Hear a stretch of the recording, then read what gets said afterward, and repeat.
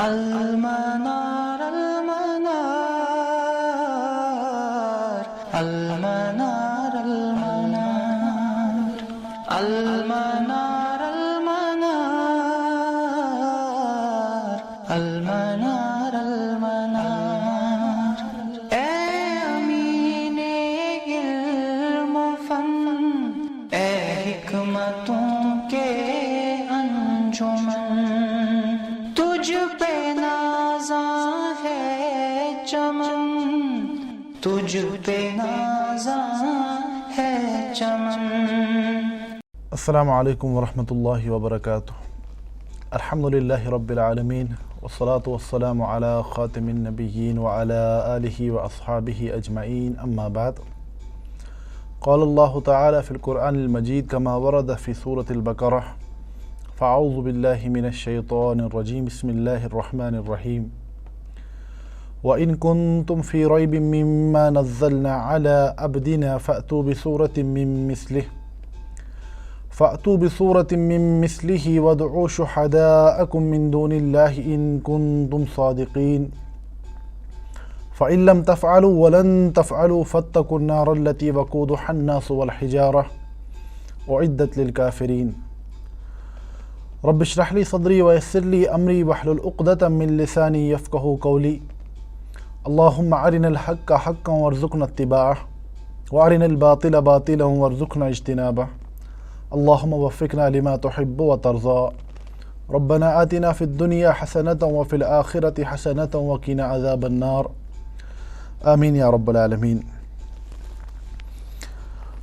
علوم القرآن کے گزشتہ درس میں ہم نے منظومۃ الزمزمی کی 5ویں عقد کے مطالعہ کو مکمل کیا تھا.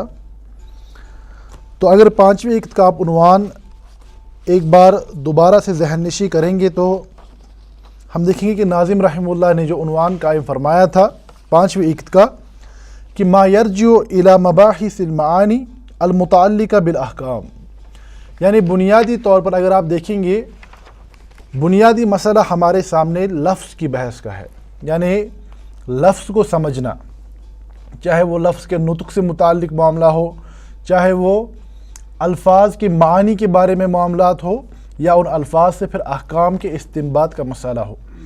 تو ناظم رحمہ اللہ نے پچھلے یعنی عقد میں جو بحث بیان کی تھی اس میں ہماری بنیادی یعنی توجہ جو تھی وہ الفاظ سے معنی کے استنباط اور احکام، بلکہ ہم کہیں گے کہ دلالت الالفاظ پر تھی.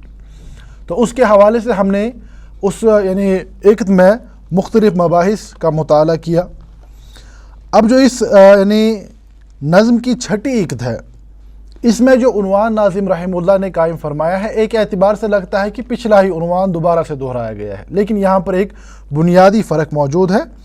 تو 6ٹھی عقد کا جو عنوان ناظم رحمہ اللہ نے قائم فرمایا وہ ہے ما یرجع الی المعانی المتعلقہ بالالفاظ، یعنی فرماتے ہیں کہ اس 6ٹھی بحث میں ہم ان مباحث کا تذکرہ کریں گے جو الفاظ کے ساتھ تعلق رکھ. دوبارہ سے یعنی ہمارا جو فوکسنگ پوائنٹ ہوگا وہ الفاظ کو سمجھنا ہے.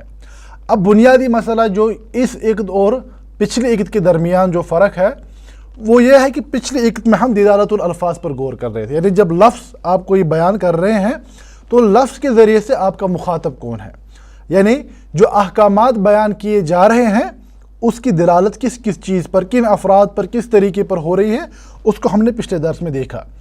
اب اس عقد میں جو یعنی بنیادی طور پر بات آ رہی ہے الفاظ کے حوالے سے، وہ الفاظ کے چناؤ کے حوالے سے ہے. یعنی دیکھیں، ایک تو ہے کہ آپ اپنی بات سامع تک پہنچا رہے ہیں، یعنی جو آپ مقصد بیان کرنا چاہتے ہیں وہ پہنچ گیا.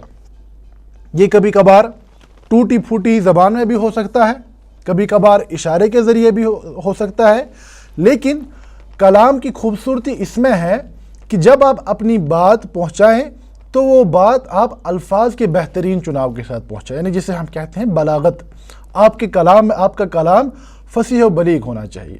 تو اگر آپ یہی دیکھیں گے کہ اس عقد میں جو ناظم رحمہ اللہ مباحث بیان کر رہے ہیں وہ اب الفاظ کے چناؤ کا معاملہ ہے، یعنی آپ نے کوئی بات بیان کرنی ہے، آپ کس پیرائے میں، کس اسلوب میں، کن الفاظ میں، کس طریقے پر بیان کریں گے. تو یہاں پر ہمارا غور اسی کے ساتھ ہو، یعنی ہمارا موضوع وہی ہے. تو بات سمجھ آئی کہ بنیادی طور پر اس عقد میں آنے والے مضامین علم البلاغت کے ساتھ تعلق رکھنے والے مضامین ہیں۔ تو ناظم رحمہ اللہ فرماتے ہیں کہ اس عقد کے بارے میں وہی ستۃ، یعنی اس عقد میں جو ہم انواع بیان کریں گے ان کی تعداد 6 ہے۔ پہلی کیا ہے؟ الفصل والوصل، فصل اور وصل کا تذکرہ۔ اس کے بعد دوسری نوع میں ناظم رحمہ اللہ ایجاز، اتناب اور مساوات کا تذکرہ کریں گے، اور اس کی بعد چھٹی قسم القصر۔ تو بنیادی طور پر یہ 6 کے 6 جو انواع ہیں، ان میں جو ایک مشترک بات ہے وہ یہ ہے کہ ان کا تعلق علم البلاغت کے ساتھ ہے۔ جہاں تک علم البلاغت کا تعلق ہے، جو کہ عربی لغت کی ایک یعنی اہم ترین شاخ ہے، علم البلاغت کے بنیادی طور پر 3 بڑے گوشے ہیں۔ ایک جسے ہم کہتے ہیں علم البدی، دوسرا علم المعانی، اور تیسرا علم البیان۔ تو یہاں پر ہم علم البلاغت میں سے بھی علم المعانی کے مختلف مباحث کا یعنی کچھ چند، حالانکہ ان کی تعداد بہت زیادہ ہے، یہاں پر ناظم رحمہ اللہ نے صرف تصور المسئلہ کو سامنے لانے کے لیے، یعنی آپ کو اس جو مسئلہ ہے اس کی بنیادی باتیں آپ کو سمجھ آ جائیں، جو آپ کو ایک بیس فراہم کریں گی آگے چل کر قرآن کی فصاحت و بلاغت پر غور کرنے کے لیے۔ یعنی جو بارہا ہم نے یہ بات یہاں پر دہرائی ہے کہ متن کا جو بنیادی مقصد ہوتا ہے یہ علم کا احاطہ نہیں ہوتا ہے، یعنی مکمل طور علم کا ہر کوئی گوشہ ایک جگہ پر جمع کیا جائے، ایسا متن میں ممکن نہیں ہوتا ہے، نہ متن کا غرض و غایت ہوتی ہے، بلکہ بنیادی طور پر یہاں ایک فاؤنڈیشن، ایک بنیاد، اس فن، اس علم کی فراہم کرنا ایک سامع کو، اس کا تصور مسئلہ کلیئر ہو جائے تو وہی ہمارے پیش نظر ہوتا ہے۔ تو بہرحال ان بنیادی باتوں کو سامنے رکھتے ہوئے ہمیں سمجھنا ہے کہ پہلی قسم جو ہے اس میں ناظم رحمہ اللہ نے عنوان قائم فرمایا الفصل والوصل، یعنی فصل اور وصل کا تذکرہ۔ فصل سے کیا مراد ہے، وصل سے کیا مراد ہے، اور یعنی علم البلاغت کے ساتھ اس کا کیا تعلق ہے، اس کا ہم انشاءاللہ مختصر سے جائزہ لیں گے۔ تو بنیادی طور پر یعنی اس نوع میں ناظم رحمہ اللہ نے یعنی 2 مسائل کا تذکرہ کیا ہے۔ المسئلۃ الاولی، پہلا مسئلہ کیا ہے؟ ان بحث الفصل والوصل من علم المعانی، کہ جہاں تک فصل اور وصل کا تعلق ہے یہ علم المعانی کے مباحث ہیں، اور اس کا میں نے پہلے ہی عرض کیا کہ علم المعانی علم البلاغت کی ایک سب برانچ، یعنی علم البلاغت کو ہم بنیادی طور پر یعنی براڈلی سپیکنگ 3 حصوں میں تقسیم کرتے ہیں، ایک علم البدی، دوسرا علم المعانی اور تیسرا علم البیان۔ تو یہاں پر ناظم رحمہ اللہ نے ایک تو اس بات کی طرف اشارہ فرمایا ہے کہ جو یہ الفصل اور وصل کا معاملہ ہے یہ علم المعانی کے ساتھ تعلق رکھتا ہے، اور دوسرا مسئلہ کہ ناظم رحمہ اللہ نے اس نوع میں چند یعنی مثالوں کا تذکرہ کیا ہے اس مسئلے کو واضح کرنے کے لیے۔ تو سب سے پہلی بات امام سیوطی رحمہ اللہ نکایہ کی شرح میں، اگر آپ کو یعنی یاد ہوگا ہم نے ابتدا میں ہی یہ بات عرض کی تھی کہ جو یہ نظم ہے منظومۃ الزمزمی، یہ بنیادی طور پر اس کی بنیاد امام جلال الدین سیوطی رحمہ اللہ کی کتاب النکایہ پر رکھی گئی ہے۔ تو نکایہ کی شرح خود یعنی سیوطی رحمہ اللہ نے لکھی ہے، جس کا نام ہے اتمام الدرایہ۔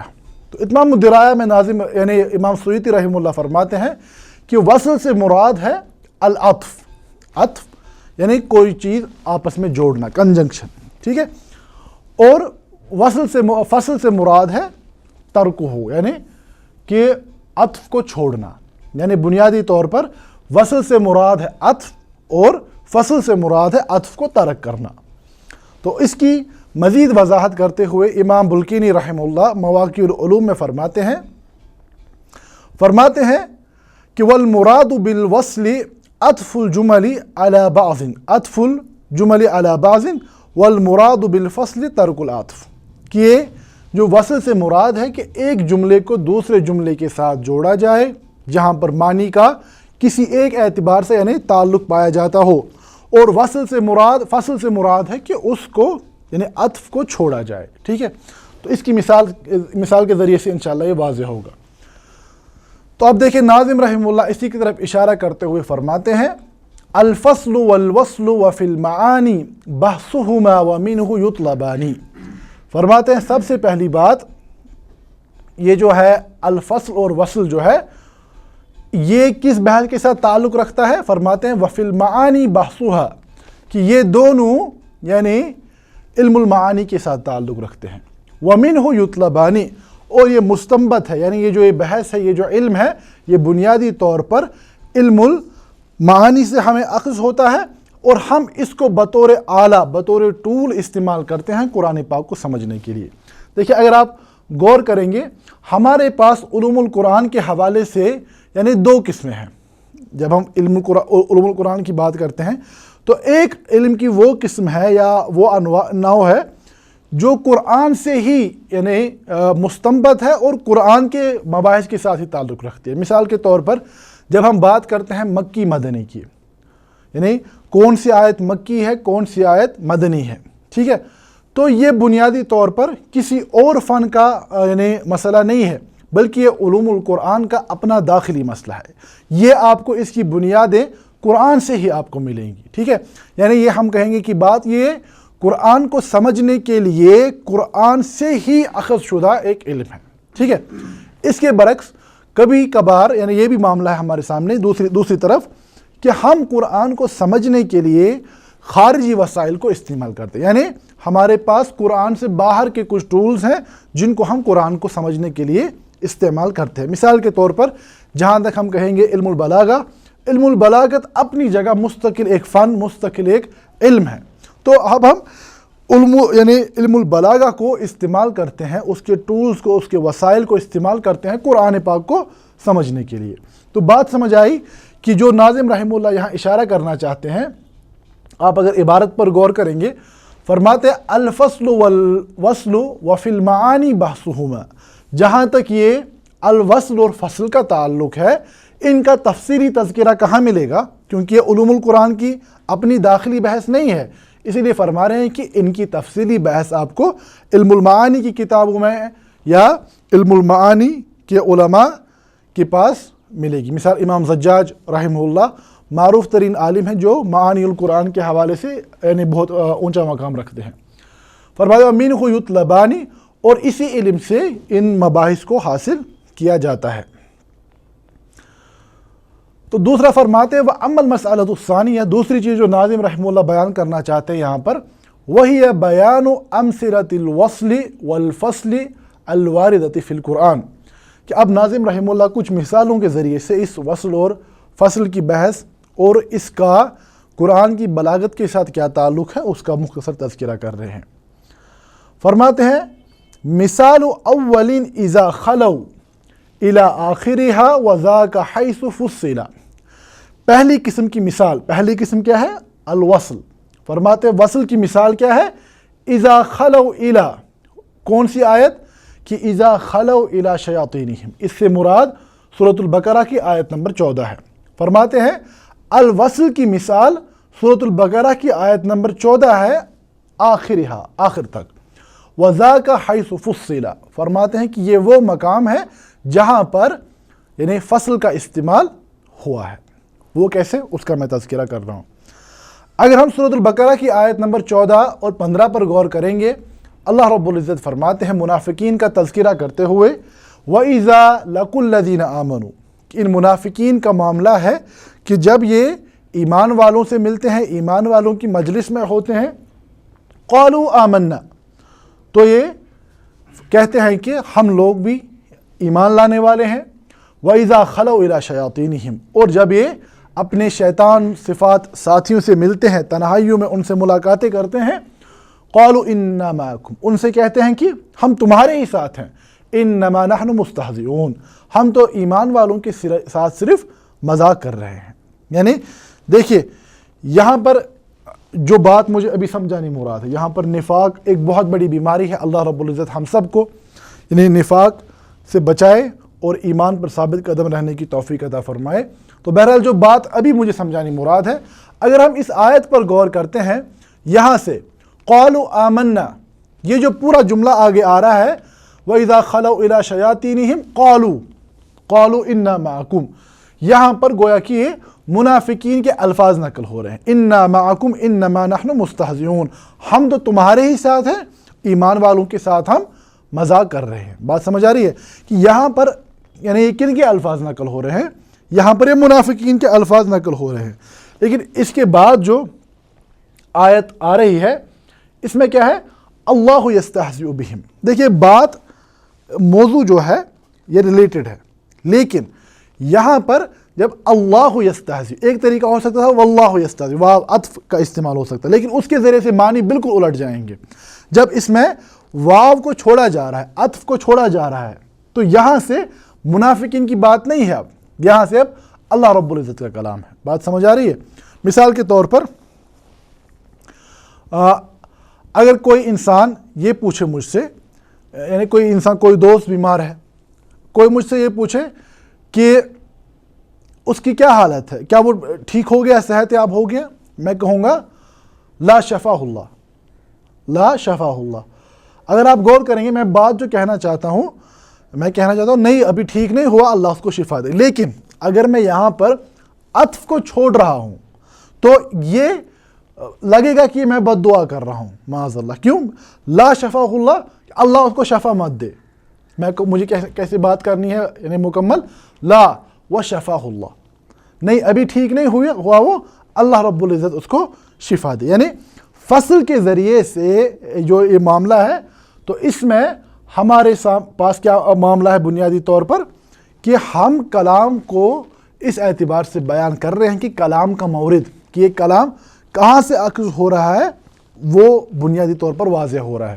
اگر آپ یہاں پر بھی غور کریں گے، یہاں پر عطف کو چھوڑ کر منافقین کے الفاظ کو اور اس کے بعد ان کے الفاظ پر اللہ رب العزت کا جو رد ہے اس کے درمیان یعنی فصل، اس کلام کو علیحدہ کیا جا رہا ہے کہ اللہ یستہزئ بہم. یہ لوگ تو اپنی جگہ کہہ رہے ہیں کہ ہم ایمان والوں کے ساتھ یعنی مذاق کر رہے ہیں، لیکن حقیقت میں اللہ رب العزت ان کا استہزاء کر رہے ہیں. وَيَمُدُّهُمْ فِي طُغْيَانِهِمْ يَعْمَهُونَ، اور ان کو اپنی سرکشی میں کھلا چھوڑ رہے ہیں. تو اس یعنی آیت کی وضاحت کرتے ہوئے امام سیوطی رحمہ اللہ اتمام الدرایہ میں فرماتے ہیں، یعنی اس میں کیا وجہ ہے کہ ہم کہتے ہیں کہ یہاں پر فصل واقع ہوا ہے. تو فرماتے ہیں فُصِلَ فَلَمْ يُعْطَفْ. فرماتے ہیں ان دو آیات پر اگر غور کریں گے آپ، یہاں پر یعنی حروف عطف کا یا عطف کے جو مختلف اسلوب ہیں ان کو اختیار نہیں کیا گیا ہے. لِأَنَّهُ لَيْسَ مِن قَوْلِهِمْ، اس لیے کیونکہ یہ جو نیچے والی آیت ہے اللہ یستہزئ بہم، یہ منافقین کا قول نہیں ہے. دیکھیے ایک بات ضرور سمجھنی ہے یہاں پر، اگر ہم اس آیت کو اللہ یستہزئ کو اس سے پہلے والی آیت کے ساتھ جوڑ کر پڑھیں تو کیا سمجھ آئے گا کہ شاید منافق ہی کہہ رہے ہیں کہ اللہ بھی ان ایمان والوں کے ساتھ مذاق کر رہے ہیں. اگر ہم پیچھے کی طرف جوڑ کے پڑھیں، ٹھیک ہے، منافق کیا کہہ رہے ہیں؟ انا معکم، کہ ہم تمہارے ساتھ ہیں، انما نحن مستہزئون، ہم ان لوگوں کے ساتھ مذاق کر رہے ہیں. اللہ یستہزئ بہم، یعنی اگر یہ اوپر اسی کے ساتھ ملا کر پڑھی جائے تو معنی میں بالکل تبدیلی ہو جائے گی. ٹھیک ہے، تو اسی لیے امام سیوطی فرماتے ہیں کہ کیونکہ کلام کا مورد مختلف ہے، یعنی ایک تو اللہ رب العزت کا کلام ہے، ایک منافقین کا کلام ہے، اسی لیے یہاں پر کس چیز کو، کس اسلوب کو اختیار کیا گیا؟ فصل کے اسلوب کو اختیار کیا گیا. اسی کی طرف اشارہ کرتے ہوئے ناظم رحمہ اللہ فرماتے ہیں مثال اول اذا خلو الى آخرها، پہلے کی مثال، یعنی جو پہلا کیا تذکرہ کیا ہے ناظم رحمہ اللہ نے؟ الفصل. عنوان کو اگر آپ دیکھیں گے، عنوان میں فرمایا گیا پہلی قسم ہے الفصل. فرماتے ہیں فصل کی مثال ہے اذا خلو الى آخرها، اذا خلو والی آیت اپنے اختتام تک، وذاک حیث فصل، فرماتے ہیں اور یہ وہ مقام ہے جہاں پر قرآن میں فصل کے اسلوب کو اختیار کیا گیا ہے. فرماتے ہیں ما بعدها انہا وتلک اللہ، جو اس کے بعد والی آیت ہے وہ اللہ کا کلام ہے. اذ فصلت انہا کما ترا، کہ آپ کے سامنے جب آپ دیکھو گے واضح ہو جائے گا کہ اس اللہ کے کلام اور منافقین کے کلام کو علیحدہ علیحدہ بیان کیا گیا ہے. اب اس کے بعد دوسری مثال ناظم رحمہ اللہ وصل کی بیان فرماتے ہیں. جیسے کہ وصل کسی کو کہتے ہیں ملنا، وصال، نہ خدا ہی ملا نہ وصال صنم. ٹھیک ہے، یعنی یہ وصال کا لفظ اردو میں بھی اسی معنی میں استعمال ہوتا ہے کہ یعنی قریب آنا، جڑ جانا. ٹھیک ہے، تو اس وصل کی مثال، یعنی وصل کس کو ہم نے کہا کہ وصل ہے یعنی عطف کو اختیار کرنا. ٹھیک ہے. اگر آپ یہاں پر دیکھیں گے یعنی سورۃ الانفطار کی آیت نمبر 13 اور 14 اللہ رب العزت فرماتے ہیں ان الابرار لفی نعیم وان الفجار لفی جہیم. بے شک جو یعنی متقی لوگ ہیں وہ نعمتوں میں ہوں گے، نعمتوں والی جنت میں ہوں گے. وان الفجار لفی جہیم، اور جو فجار ہیں نافرمان ہیں وہ جہنم میں ہوں گے. ٹھیک ہے. اگر آپ یہاں پر دیکھیں گے یہاں پر عطف اختیار کیا گیا. ٹھیک ہے. ایسے بھی ہو سکتا تھا نا کلام کہ ان الابرار لفی نعیم ان الفجار لفی جہیم. یہاں پر واو کو اختیار کرنے کے ذریعے سے ہم کہتے ہیں کہ جب واو عطف کو اختیار کیا گیا تو ان دو آیات میں وصل پایا جاتا ہے، ان دو آیات میں وصل پایا جاتا ہے. اور وصل کی کیا وجہ ہے اس میں؟ تو امام سیوطی رحمہ اللہ اس کا تذکرہ کرتے ہوئے اتمام الدرایہ جو کہ نقایہ کی شرح ہے اس میں فرماتے ہیں وصل بالعطف للمناسبۃ المقتضیۃ لہ. فرماتے ہیں کہ یہاں پر کلام کے اقتضاء کے پیش نظر عطف کو اختیار کیا گیا ہے. اس سے کیا مراد ہے کہ یہاں پر ایک مشابہت پائی جاتی ہے، یعنی بات چل رہی ہے ایک ہی بات میں یہاں پر یعنی متقین کا حال بیان کرنا ہے اور فجار کا حال بیان کرنا ہے. ٹھیک ہے. تو قرآن میں اکثر و بیشتر یہ اسلوب اختیار کیا گیا ہے کہ جو متضاد چیزیں ہیں، ضد اضداد، ان کو ایک جگہ پر جمع کیا گیا ہے. یہ کلام کی خوبصورتی کا ایک بہترین پہلو ہے، یعنی آپ complete picture both sides of the coin آپ ایک ہی جگہ پر سامنے لا رہے ہیں. ٹھیک ہے. تو مثال کے طور پر وعد اور وعید، ترغیب و ترہیب، یہ سب چیزیں قرآن میں متعدد جگہوں پر آپ کو ایک ہی جگہ نظر آئیں گی. ٹھیک ہے. جیسے کہ ہم ایمان کی تعریف میں بھی کہتے ہیں کہ الایمان بین الخوف والرجاء، کہ ایمان امید اور خوف کے درمیان کا معاملہ ہے. ٹھیک ہے. یعنی خوف اور رجا کو ساتھ ساتھ رکھا جائے. اسی طرح وعدے اور وعید کو ساتھ ساتھ. یہاں پر یعنی ایمان والوں، ابرار، نیکوکار اور فجار لوگوں کا جو معاملہ ہے یعنی ان کو ساتھ ساتھ بیان کیا جا رہا ہے. ٹھیک ہے. تو اسی طریقے سے یعنی اس وصل کے اسلوب کو قرآن میں متعدد طریقوں پر یعنی استعمال کیا جاتا ہے، لیکن ہمارے سامنے جو بات یہاں جو پیش نظر معاملہ ہے وہ ہے تصور المسئلہ، کہ بات کی بنیادیں، بات کی فاؤنڈیشنز ہمارے سامنے آ جائیں تو وہی ہماری مراد ہے. تو اس ساری بحث کو سامنے رکھتے ہوئے آپ نظم کی طرف آئے. منظومۃ الزمزمی کا یعنی سلسلۃ المتون جو ہمارا ہے اس کا صفحہ نمبر 29. تو صفحہ نمبر 29 پر ناظم رحمہ اللہ چھٹی اقت قائم فرماتے ہیں. فرماتے ما یرجع الی المعانی المتعلقۃ بالالفاظ، کہ اس اقت میں ہم ان مباحث کا تذکرہ کریں گے جس کا تعلق یعنی الفاظ کے معانی کے ساتھ ہوگا، علم المعانی کا جیسے ہم تذکرہ کیا. وہی ستہ فرماتے ہیں کہ اور اس کی 6 قسمیں ہیں. النوع الاول والثانی، پہلی اور دوسری قسم الفصل والوصل، الفصل اور الوصل، جیسے میں نے تذکرہ کیا پہلے ہی. یہ آپ نے بات بیان کی، مدعا مقصد آپ نے پہنچا، لیکن آپ کس پیرائے میں کتنی خوبصورت الفاظ میں بات کو آگے پہنچا سکتے ہیں وہ کلام کی فصاحت و بلاغت کے ساتھ تعلق رکھتا ہے. جو میں نے عرض کیا کہ علم البلاغہ کے 3 بڑے گوشے ہمارے پاس ہیں، علم البدیع، علم المعانی اور علم البیان. تو ان مباحث کا تذکرہ علم المعانی کے ساتھ ہے. ٹھیک ہے. تو ناظم فرماتے الوصل والفصل وفی المعانی بحثہما، جہاں تک کہ فصل اور وصل کا تعلق ہے ان کی تفصیل علم المعانی میں پائی جاتی ہے.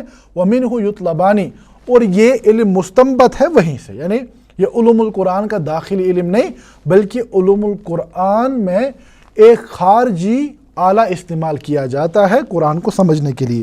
مثال اولن، فرماتے ہیں پہلے کی مثال، پہلا کیا ہے؟ الفصل، یعنی فصل کی مثال کیا ہے؟ اذا خلو الی آخرہا، یعنی سورۃ البقرہ کی آیت نمبر 14 جہاں فرمایا گیا ہے اذا خلو الی شیاطینہم والی آیت. فرماتے وذاک حیث فصل، یہ وہ مقام ہے جہاں پر کہ فصل کے اسلوب کو اختیار کیا گیا. ما بعدہا انہا وتلک اللہ اذ فصلت انہا کما تراہ، فرماتے ہیں کہ اس کو یعنی فصل کے ساتھ بیان کیا گیا آنے والی آیت میں، جس کی شروعات اللہ یستہزئ کے ذریعے ہوتی ہے۔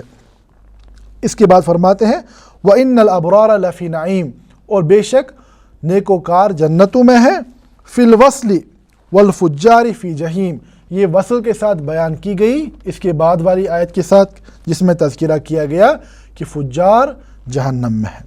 تو یہ اس عقد کی پہلی بحث ہمارے سامنے مکمل ہوتی ہے۔ تو انشاءاللہ اگلے درس میں ہم تیسری، چوتھی، پانچویں اور چھٹی قسم کو مکمل طور پر بیان کریں گے، کیونکہ وہ ساتھ ساتھ چلنے والے معاملات ہیں۔ تو انشاءاللہ تعالی اگلی بحث میں ہم اس یعنی عقد کو مکمل کریں گے۔